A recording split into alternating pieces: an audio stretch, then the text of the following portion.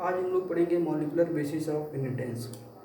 Molecular basis of inheritance में सबसे पहले हम लोगों को पढ़ना होता है न्यूक्लिक एसिड। अब बात आती है न्यूक्लिक एसिड की, तो यहाँ पे अगर हम देखते हैं न्यूक्लिक एसिड, न्यूक्लिक एसिड। अब न्यूक्लिक एसिड में हम लोगों को न्यूक्लिक एसिड में बेसिकली दो चीज़ें पढ़नी होती हैं। पहले तो हम इसके बेसिक चैप्टर की बात करें तो इसमें हम लोगों को बेसिकली एक न्यूक्लिक एसिड पढ़ना होता है, इसके बाद हम लोगों को सेंट्रल डॉग्मा पढ़ना होता है। बट मैं सबसे पहले अगर मैं बात करता हूँ तो कुछ साइंटिस्ट लोग थे जो टर्मिनोलॉजी दिए, वो चीज़ हम लोग समझ लेते हैं। जैसे एक सबसे पहले साइंटिस्ट जो आए वो आए एफ मिसर साइंटिस्ट। उन्होंने सबसे पहले न्यूक्लियन वर्ड को उन्होंने वहाँ पे न्यूक्लियस में सबसे पहले न्यूक्लिक एसिड को डिस्कवर किया गया था, और वो फर्स्ट सेल में, यानी कि एक सबसे पहले साइंटिस्ट जो थे वो थे एफ मिसर। एफ मिसर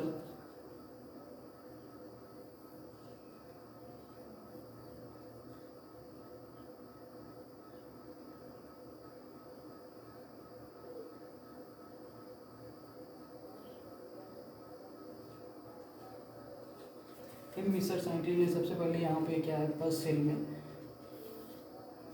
में सबसे पहले उन्होंने यहाँ पे क्या है न्यूक्लियस, फर्स्ट सेल जो होती है उसके न्यूक्लियस में सबसे पहले इन्होंने न्यूक्लिक एसिड को देखा, और उस टर्म को उन्होंने यहाँ पे क्या बोला, न्यूक्लिन बोला। क्या बोला? न्यूक्लिन।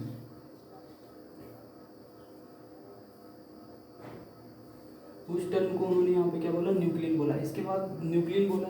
इसके बाद हमें पता है एक दूसरे साइंटिस्ट हैं अल्टमान ने सबसे पहले, यानी कि जो term nucleic acid was coined by Altmann जो थे उन्होंने न्यूक्लिक एसिड टर्मिनोलॉजी दी। तो यानी कि एक साइंटिस्ट थे यहाँ पे जो थे वो क्या थे, अल्टमान एक साइंटिस्ट थे। उन्होंने सबसे पहले यहाँ पे क्या है जो टर्म दी, यहाँ पे अगर मैं बात करता हूँ टर्म, उन्होंने यहाँ पे क्या दिया था, न्यूक्लिक एसिड। न्यूक्लिक एसिड उन्होंने यहाँ पे क्या है टर्म, यानी क्या है सबसे पहले जो यानी क्या है न्यूक्लिक एसिड यहाँ पे क्या है टर्म दिया गया। अब मुझे पता होता है nucleic acid are polymer of nucleotide. अब मुझे पता है ये चीज़, हम लोग को पता होता है कि जो न्यूक्लिक एसिड होते हैं आर पॉलीमर ऑफ न्यूक्लियोटाइड, ये न्यूक्लियोटाइड के पॉलीमर होते हैं। अगर मैं बात करता हूँ तो यानी क्या है जो न्यूक्लिक एसिड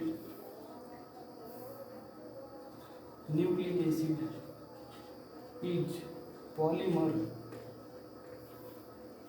ऑफ न्यूक्लियोटाइड।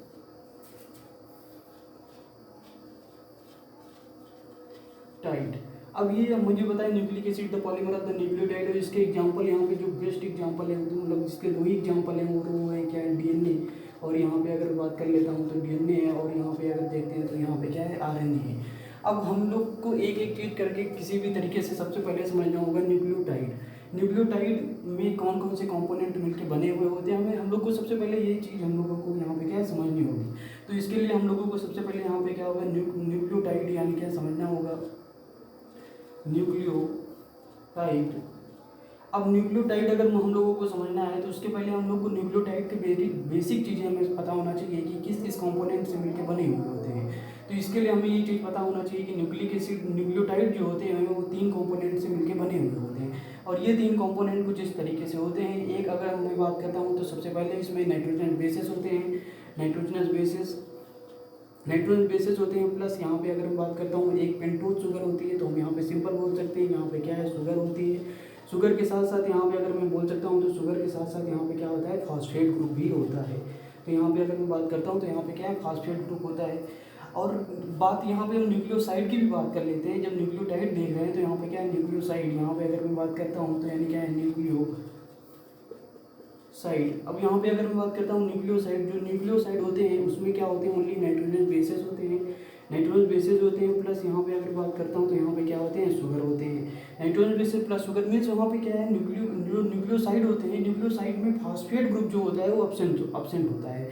खास बात ये होती है। ये तो हम लोगों ने यहाँ पे देख लिया। अब इनके एक एक कॉम्पोनेंट के वेरी बेसिक के बारे में बेसिक जानकारी होनी चाहिए कि नाइट्रोजन बेसिस कितने टाइप के होते हैं, नाइट्रोजन बेसिस को किस बेसिस पे क्लासीफाई किया गया है।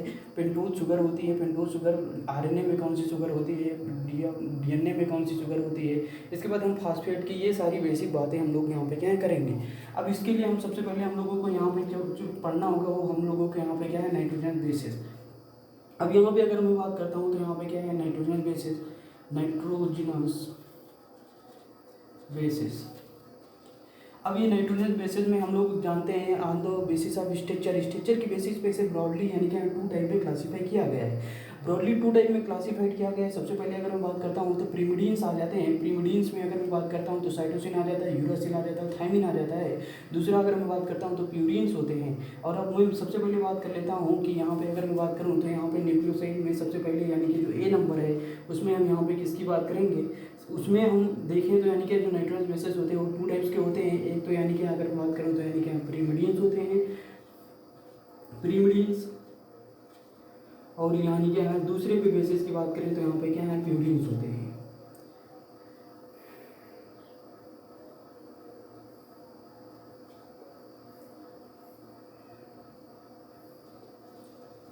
प्यूरिन्स होते हैं।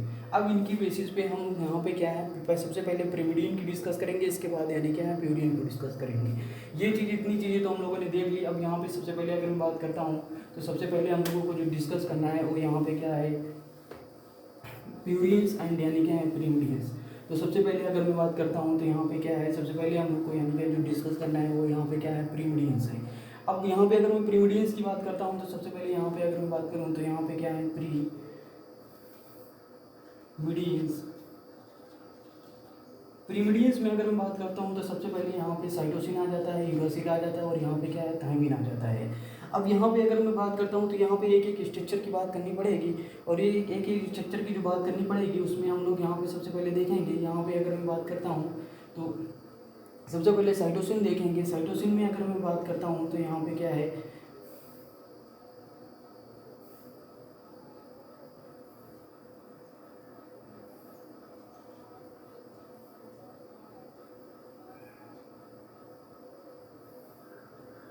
इस तरीके से अगर स्ट्रक्चर हम देखते हैं तो यहाँ पे जो होता है यहाँ पे एच हो जाएगा। इसके बाद अगर मैं बात करता हूँ तो ये हमारा जो होता है वो यहाँ पे क्या होता है साइटोसिन। यहाँ पे अगर मैं बात करता हूँ तो यहाँ पे क्या होता है साइटोसिन। साइटोसिन के बाद यहाँ पे अगर मैं बात करता हूँ तो यूरासिल हो जाता है। यूरासिल का स्ट्रक्चर कुछ इस टाइप का होता है। यहाँ पे अगर मैं बात करता हूँ तो यहाँ पे यूरासिल, यूरासिल के बेसिस पे स्ट्रक्चर अगर मैं बात करूँ तो यहाँ पे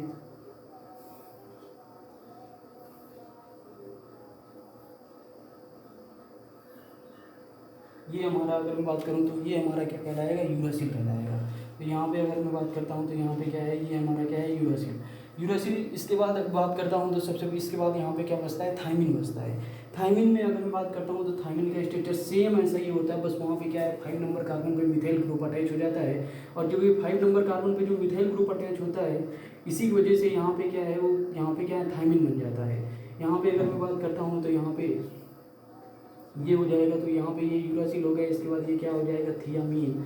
तो यहाँ पे अगर मैं बात करता हूँ तो यहाँ पे क्या हो जाएगा यानी क्या है यहाँ पे अगर मैं बात करता हूँ तो यहाँ पे क्या है थियामीन। तो हम लोगों ने यहाँ पे क्या लिखा है यानी क्या है थियामीन।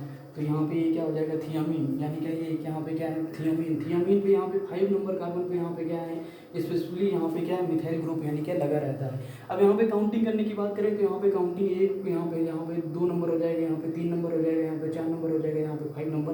तो 5 नंबर कार्बन पे यहाँ पे मिथाइल ग्रुप जुड़ जाता है स्पेसिफिकली। यहाँ पे देखो आप ये दोनों स्ट्रक्चर सेम है, ओनली 5 नंबर कार्बन पे मिथाइल एडिशनल ग्रुप जुड़ा हुआ है बस।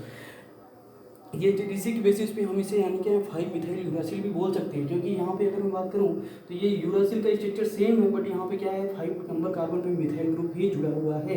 तो इसलिए हम यहाँ पे इसे क्या बोल सकते हैं 5 मिथाइल यूरासिल भी बोल सकते हैं। तो यहाँ पे अगर मैं बात करूँ तो यहाँ पे इसे हम यहाँ पे क्या बोल सकते हैं 5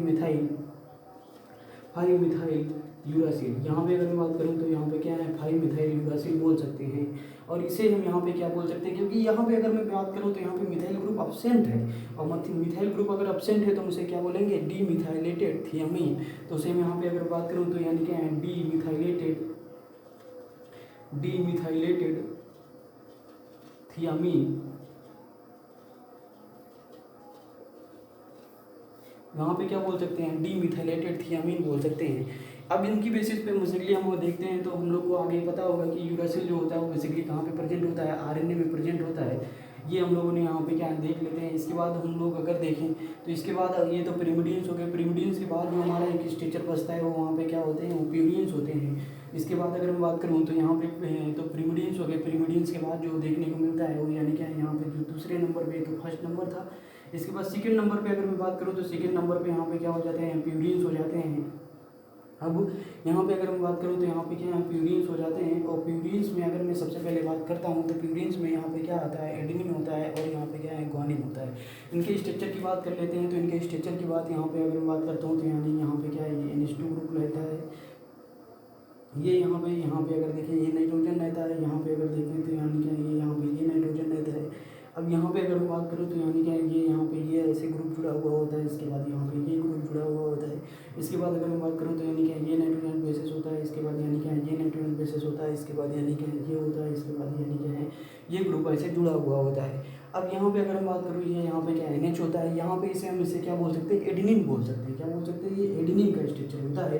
तो यहाँ पे अगर मैं बोल सकता हूँ, यहाँ पे इसे क्या बोल सकते हैं, adenine adenine adenine adenine adenine बोल सकते हैं। इसके बाद अगर मैं बात करता हूँ तो ग्वानिन, एडेनिन और ग्वानिन ये क्या होते हैं, प्यूरिन्स होते हैं। आपको भी बहुत बेसिक डिफरेंस देखने को मिलता होगा। अभी यहाँ पे हम देखेंगे कि यहाँ पे आप देखिए कि यहाँ पे सिंगल स्ट्रक्चर रिंग देखने को मिलती है, बल्कि प्यूरिन्स में अगर हम देखें तो डबल स्ट्रक्चर रिंग देखने को मिलती है।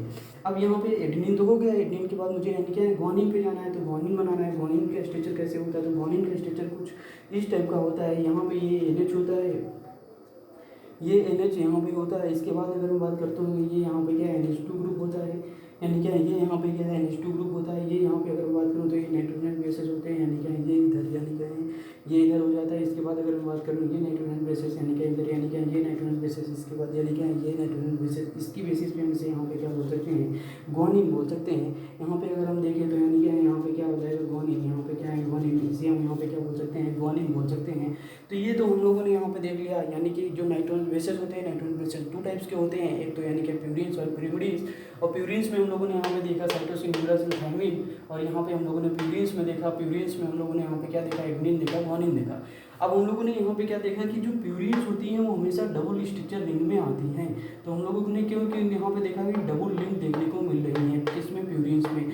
बल्कि अगर मैं pyrimidine में बात करूँ तो pyrimidine में डबल लिंक देखने को नहीं मिल रही है। वहाँ पे ओनली सिंगल स्ट्रक्चर रिंग ही देखने को मिल रही है। ये एक बेसिक डिफरेंस है। इसके बाद अगर मैं बात करता हूँ तो सेकेंड जो हमारा कंपोनेंट हुआ, एक तो नाइट्रोजन बेसिस हो गया। इसके बाद अगर मैं बात करता हूँ तो एक पेंटोज शुगर, वो भी हम लोग देख लेते हैं। पेंटोज शुगर देख लेते हैं।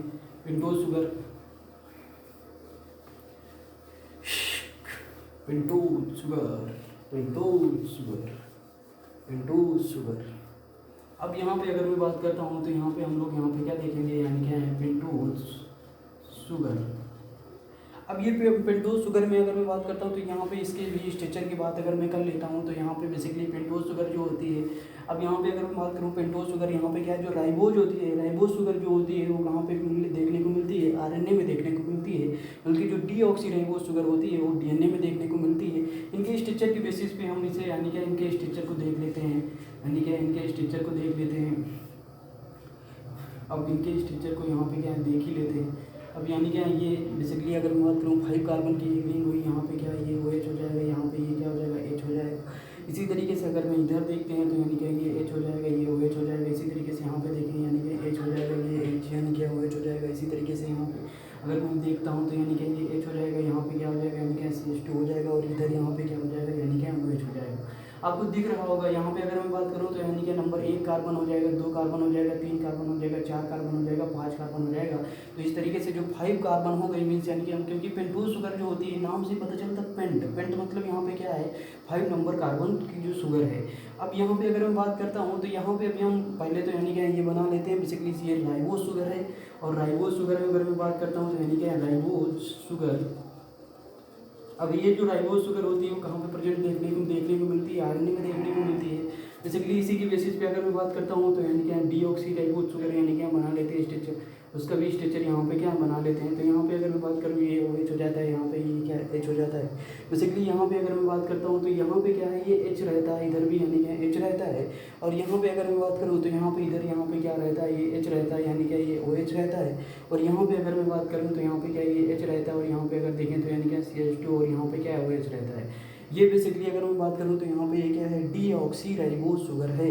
और ये डीऑक्सीराइबोज शुगर कहाँ पे प्रेजेंट देखने को मिलती है, DNA में देखने को मिलती है। तो हम यहाँ पे इसे क्या बोल सकते हैं, डीऑक्सी। यहाँ पे क्या है, डीऑक्सी यानी क्या है राइबोज, डीऑक्सीराइबोज यानी क्या है शुगर।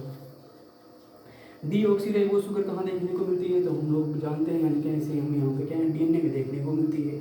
अब एक वो बेसिक डिफरेंस आपको दिख रहा होगा कि सेकेंड नंबर कार्बन पे अगर मैं यहाँ पे राइबोस शुगर में देखता हूँ तो यहाँ पे क्या है ऑक्सीजन है, और यहाँ पे अगर मैं सेकेंड नंबर कार्बन पे और सेकेंड नंबर कार्बन पे अगर यहाँ पे देखें तो ऑक्सीजन नहीं है। उसका बहुत बहुत बहुत बहुत एक डीप मीनिंग ये निकलता है, क्योंकि जो डीऑक्सीराइबोस शुगर मुझे पता है डीएनए में देखने को मिलती है, और हम लोग को ये आज बहुत पहले मीन्स पता है कि जो डीएनए एक ऐसे स्टेबल जेनेटिक मटेरियल की तरह वर्क करता है आरएनए की तुलना में। आरएनए भी कुछ वायरसेस में तो जेनेटिक मटेरियल है, पर यहाँ पे अगर मैं बात करता हूँ तो एक स्टेबल जेनेटिक मटेरियल जो होता है वो डीएनए होता है। डीएनए एक स्टेबल जेनेटिक मटेरियल होता है, उसका बहुत बड़ा कारण है क्योंकि सेकेंड नंबर कार्बन पे ऑक्सीजन नहीं है।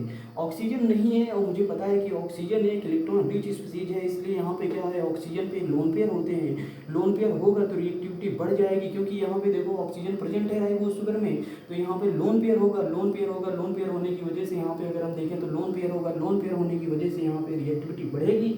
रिएक्टिविटी बढ़ेगी तो स्टेबिलिटी यहाँ पे क्या हो जाएगी, डाउन हो जाएगी। स्टेबिलिटी यहाँ पे स्लो हो जाएगी, मीन्स इसकी ये स्टेबल कम रहेगा।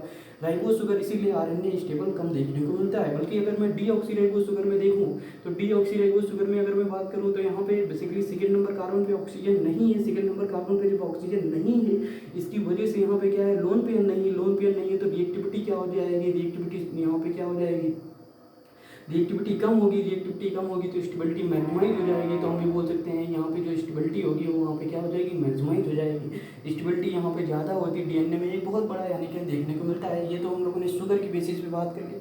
अब यहाँ पे अगर मैं बात करूँ तो यानी कि शुगर हो गई। शुगर के बाद अगर मैं बात करूँ तो यहाँ पे सबसे पहले हमें यहाँ पे क्या फॉस्फेट देखने को मिलता है, क्योंकि ये तो हमने देखा है सेकेंड कॉम्पोनेंट था।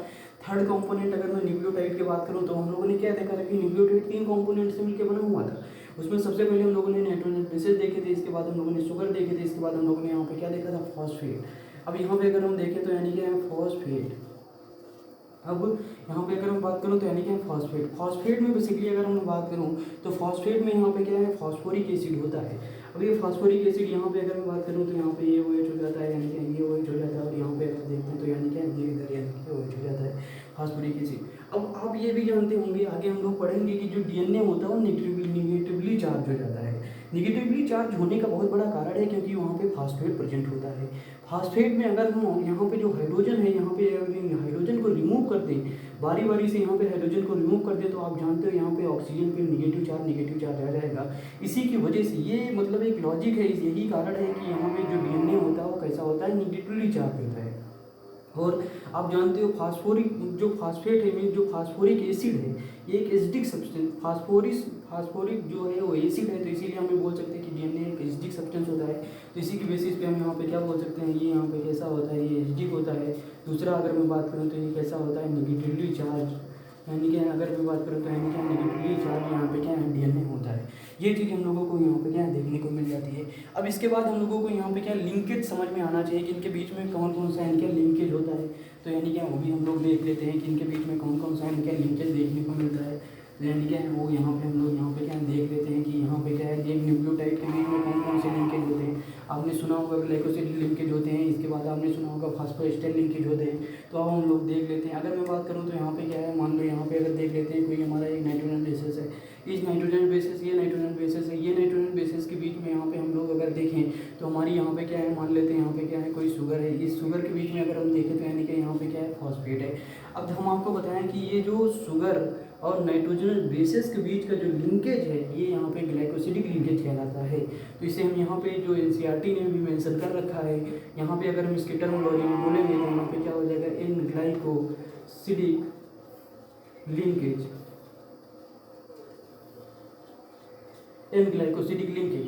और यहाँ पे अगर मैं बात करूँ शुगर और यहाँ पे फास्फेट के बीच का जो यानी क्या है लिंकेज होगा, उसे हम यहाँ पे क्या बोलेंगे, शुगर और फास्फेट के बीच का जो लिंकेज होगा हम उसे यहाँ पे क्या बोलेंगे, फास्फोएस्टर लिंकेज बोलेंगे।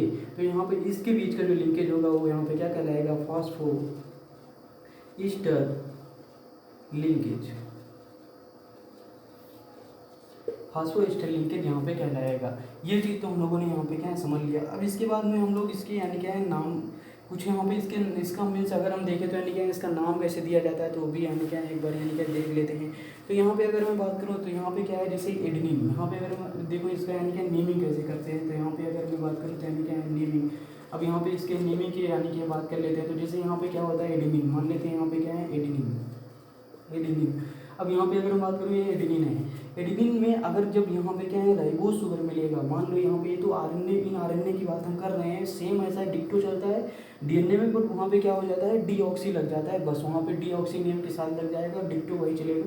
यहाँ पे जैसे एडेनिन है, एडेनिन के साथ यहाँ पे अगर मैं बात करता हूँ तो यहाँ पे क्या है राइबोज हो जाता है, और एडेनिन के साथ यहाँ पे राइबोज हो जाएगा तो यहाँ पे क्या कहलाएगा एडेनोसाइन कहलाएगा। हम लोगों ने पहले ही देख लिया है कि नाइट्रोजन बेसिस और यहाँ पे जो शुगर होती है वो न्यूक्लियोसाइड बनाती है, और जब न्यूक्लियोसाइड बनाती है तो इसी के बेसिस पे हमने इसे क्या बोला है एडिनोसाइन बोल दिया, क्योंकि ये हमारा यहाँ पे क्या हो जाएगा एडिनोसाइन, ये हमारा क्या हो जाएगा एडिनोसाइन हो जाएगा। अब इसी एडिनोसाइन में अगर हम फास्फेट को जोड़ देते हैं तो यहाँ पे क्या क्या क्या कहलाएगा एडिनिलिक एसिड कहलाएगा। क्या कहलाएगा एडिनिलिक एसिड, तो एडिनिलिक एसिड कहलाएगा। तो यहाँ पे अगर मैं एडिनोसाइन यहाँ पे अगर मैं बात करता हूँ तो यहाँ पे क्या है एडिनोसाइन, ये एडिनोसाइन में अगर हम यहाँ पे क्या है फॉस्फेट ग्रुप अगर हम यहाँ पे क्या है ऐड कर दें तो यहाँ पे जो कहलाएगा ये क्या कहलाएगा एडिनिलिक एसिड, क्या कहलाएगा ये यानी क्या है एडिनिलिक एसिड, यहाँ पे ये क्या कहलाएगा एडिनिलिक एसिड। एडिनिलिक एसिड को यहाँ पे अगर मैं बात करता हूँ तो यानी क्या यहाँ पे क्या है एएमपी, यहाँ पे क्या है एएमपी, इसे हम यानी क्या एएमपी भी बोल सकते हैं।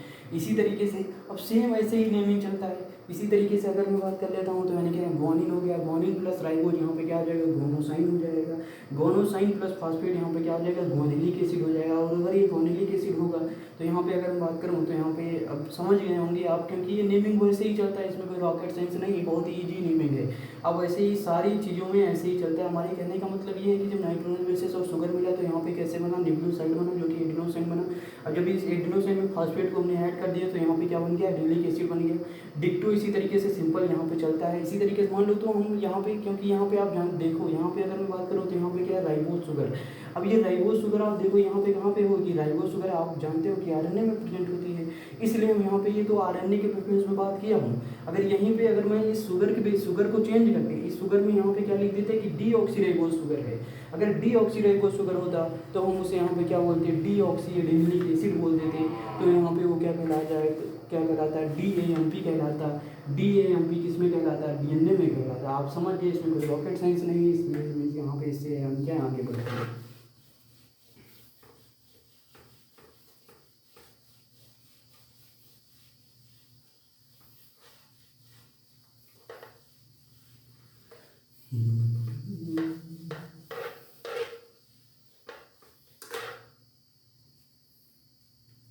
अब हम लोग बात करते हैं डिटेल में डीएनए की। अब यहाँ पे अगर मैं बात करूँ यहाँ पे क्या है डिटेल में अगर हम लोग बात करें तो वो क्या है यहाँ पे क्या है डीएनए।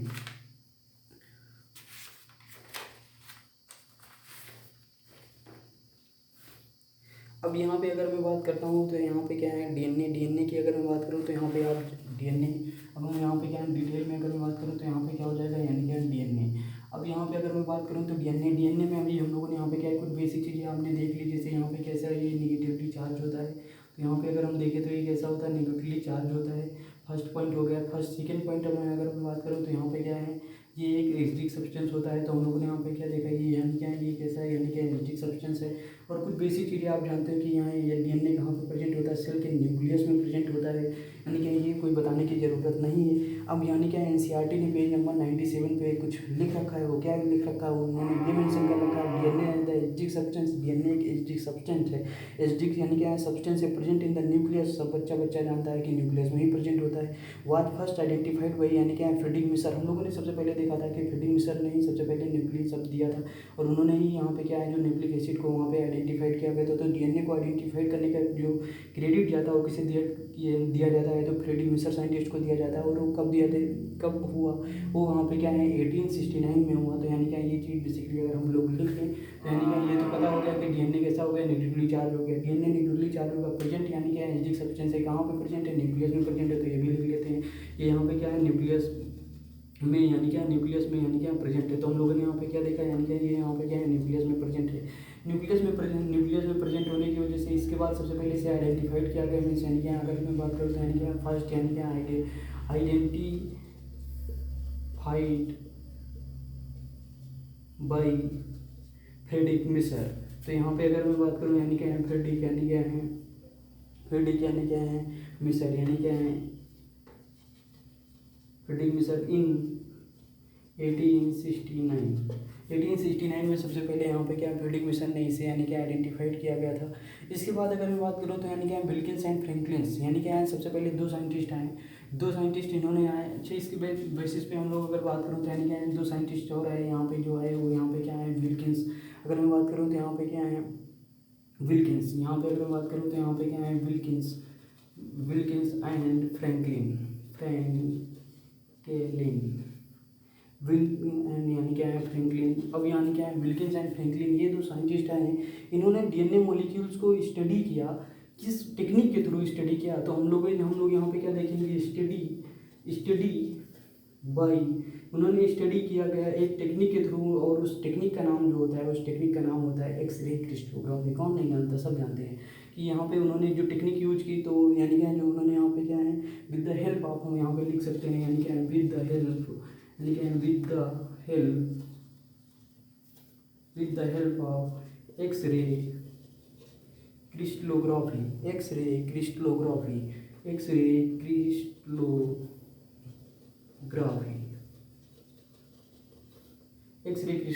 की टेक्निक के थ्रू यहाँ पे क्या है, उन्होंने सबसे पहले यहाँ पे स्टडी यहाँ पे क्या है उन्होंने डीएनए की थी। इसके बाद अगर मैं बात करूँ तो यहाँ पे एनसीईआरटी में पेज नंबर यहाँ पे 98 में यहाँ पे क्या डबल स्टैंडर्ड यानी क्या पॉलीन्यूक्लियोटाइड चेन स्ट्रक्चर में यहाँ पे क्या है मेंशन कर रखा है। और यहाँ पे अगर देखें 98 में यानी क्या double DNA double helix model भी यानी क्या दे रखा है। पेज नंबर यहाँ पे क्या है 98 है। ये चीज़ हम लोगों ने यहाँ पे क्या है देख ली। अब इसके बाद अगर हम देखें तो यहाँ पे क्या है दो साइंटिस्ट है। अब यहाँ पे क्या है दो साइंटिस्ट और यहाँ पे आए वो यहाँ पे क्या थे वाटसन और क्रिक। तो हम लोगों ने यहाँ पे क्या देखा यानी क्या वाटसन एंड क्रिक। अब यहाँ पे अगर हम देखें तो यानी क्या वाटसन है यानी क्या है क्रिक, वाटसन एंड क्रिक यानी क्या ये दो साइंटिस्ट आए। ये कब आए, इन्होंने यहाँ पे आए 1953 में। तो ये 1953 में आए और ये 1953 में उन्होंने क्या प्रपोज किया, तो उन्होंने प्रपोज किया डबल हेलिक्स मॉडल, डीएनए का डबल हेलिक्स मॉडल। तो हम लोग यहाँ पे क्या देखते हैं प्रपोज्ड बाई, तो हम लोगों ने यहाँ पे क्या देखा यानी क्या है प्रपोज्ड, यानी कि अगर हम देखें तो यानी क्या है proposed by DNA double helix model. तो हम लोगों ने यहाँ पे क्या देखा प्रपोज्ड बाई यानी क्या है डीएनए डबल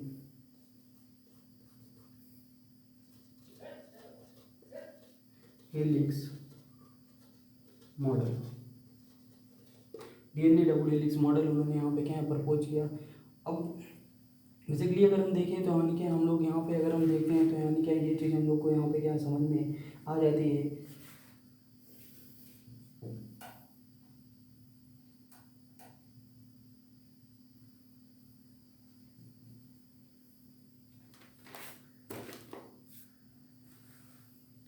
अब यहाँ पे अगर हम बात करूँ तो यहाँ पे क्या है कुछ चीज़ें हम लोग यहाँ पे क्या है कि डीएनए बेसिकली अगर मैं बात करूँ यानी क्या ये कुछ चीज़ें यहाँ पे क्या है इनके कुछ कॉन्फ़िगरेशन यानी क्या देखने को हमें यहाँ पे क्या मिलते हैं। जैसे इनके कॉन्फ़िगरेशन यहाँ पे क्या कैसे इनका कॉन्फ़िगरेशन किया जाता है, कुछ रूल यहाँ पे अप्लीकेबल होते हैं, इनका यहाँ पे डायमीटर कितना होता है। तो यानी क्या वो सारी स्ट्रक्चर यहाँ पे हम लोग यहाँ पे क्या है बारी बारी से यानी क्या पढ़ेंगे समझेंगे।